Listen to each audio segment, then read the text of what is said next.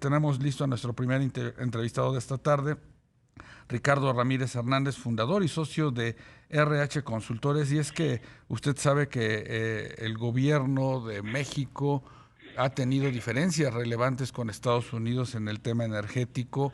Esto pues ha llevado a reuniones constantes, prácticamente diarias, con el embajador de los Estados Unidos, Ken Salazar, precisamente para revisar estos temas, porque pues bueno, hablamos de inversiones significativas que al amparo de la reforma energética de la pasada administración pues se realizaron y que ahora pues preocupa este cambio de reglas, este cambio de visión por parte del gobierno de nuestro país. Ricardo, muy buenas tardes, te saluda Rogelio Varela. Hola Rogelio, ¿cómo estás? Ricardo, pues coméntanos, ¿cuál es el estatus en estos momentos desde el punto de vista legal de estas diferencias tan marcadas que se presentan entre México y Estados Unidos en el tema energético? Mira, y sobre todo, Rogelio, me voy a referir al tema de controversias que toquen los tratados de libre comercio, Sí. Porque sin duda hay una serie de amparos que todavía están litigándose en tribunales mexicanos que tienen que ver con la reforma, tanto la parte de confiabilidad como la reforma a la ley, y desde luego que todavía ha dado el fallo de la Suprema Corte en donde no hubo la mayoría calificada necesaria para sentar jurisprudencia y Sí. anular toda la ley, más que nada para anular toda la ley, pues entonces estos litigios siguen.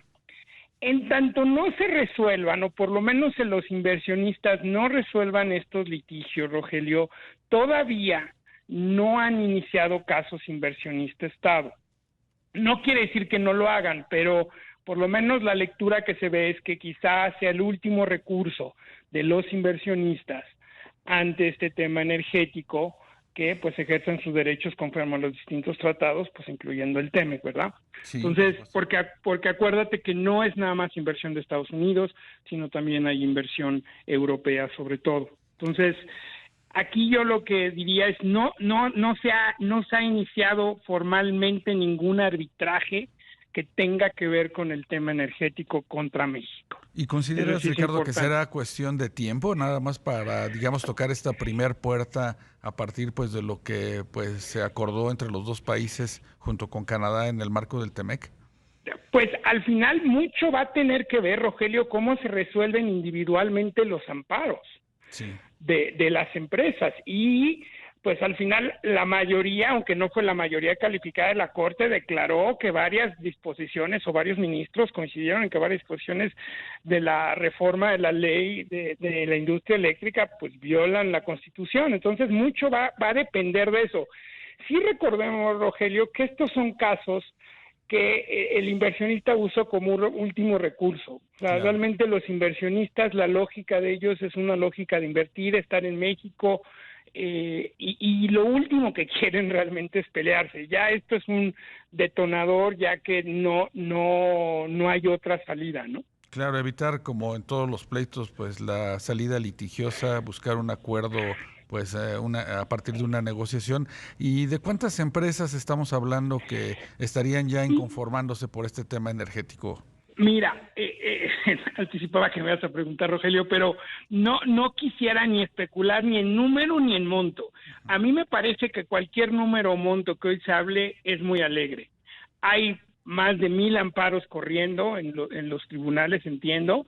Entonces, no podemos saber cuántas de estas empresas tienen inversión mexicana, cuántas de estas empresas se establecieron desde hace mucho y están basadas o usaron este modelo de contratos legados, cuántos son de energías renovables, cuántos no.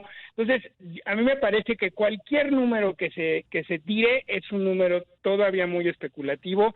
Habría que ver qué va a pasar, habría que ver cómo, inclusive cuál va a ser la interpretación de la Corte de ciertas disposiciones ya en lo individual, para realmente medir. Lo que sí es cierto, Rogelio, y también hay que decir, y va Sí. ligado a tu pregunta, es que cuando ha pasado estos casos, normalmente cuando un inversionista inicia un caso, se inician los demás. Normalmente hay una cascada. Claro. Entonces, pudiera pasar. Hasta el día de hoy, la Corte expresamente no se pronunció sobre la legalidad de la ley de la industria eléctrica frente a los compromisos que firmó México en sus tratados de libre comercio. Eso es algo que todavía no se han pronunciado. Entonces, y desde luego, lo que yo he venido diciendo desde hace algún tiempo, la Secretaría de Economía ni el gobierno federal ha dicho cuál es su lectura de por qué el gobierno mexicano está cumpliendo con sus compromisos internacionales. Entonces, no sabemos ni cuál va a ser la defensa de México, por lo menos no queda claro. Sí, claro. Hemos oído al director jurídico de CFE decir que no hay compromiso.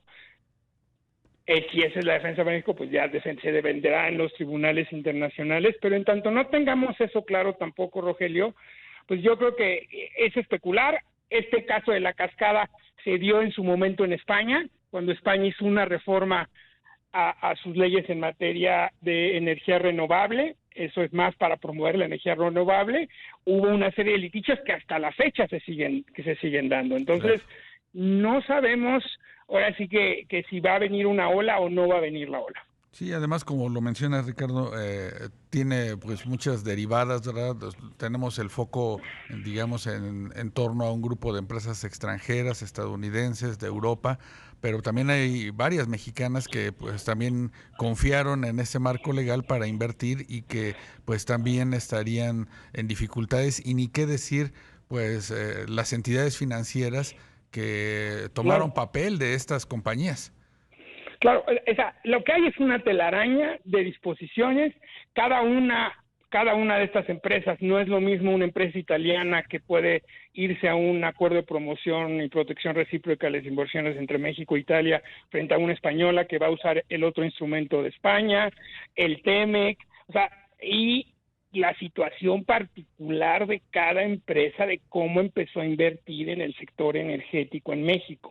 Entonces, yo he insistido que cualquier elaboración sobre montos o sobre alguna anticipar de cuál es el resultado, pues yo creo que es todavía prematuro. Claro. Ricardo, y pues un tema en este mismo tenor que pues ha acaparado la atención también es esta megamulta a Iberdrola, y que pues también se concentra en estas diferencias que hay en torno a la interpretación de estos contratos de autoabastecimiento. Ahí, ¿cuál sería, digamos, que la salida? ¿Buscar tribunales mexicanos o incluso acudir a los de España?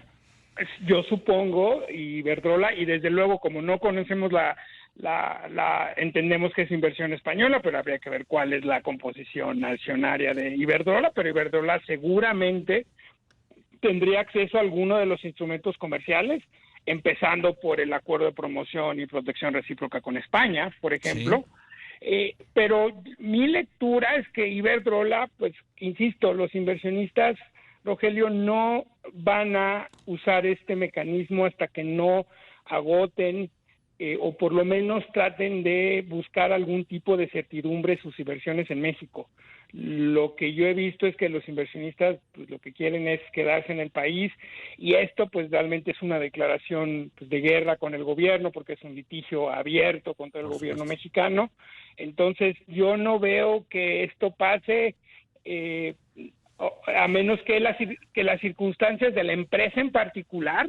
Yo no sé qué tanto cómo afecta a esta empresa, Iberdrola, esta sanción, cuál es su lectura de si el gobierno estaba actuando conforme a derecho o no, si hay cuál sería su teoría legal frente a una disposición internacional en cuestión. Entonces, yo creo que habría que esperar, Rogelio. Por supuesto. Pues Ricardo Ramírez Hernández, fundador y socio de RRH Consultores, muchas gracias por estar con nosotros esta tarde. A ti, Rogelio. En Imagen.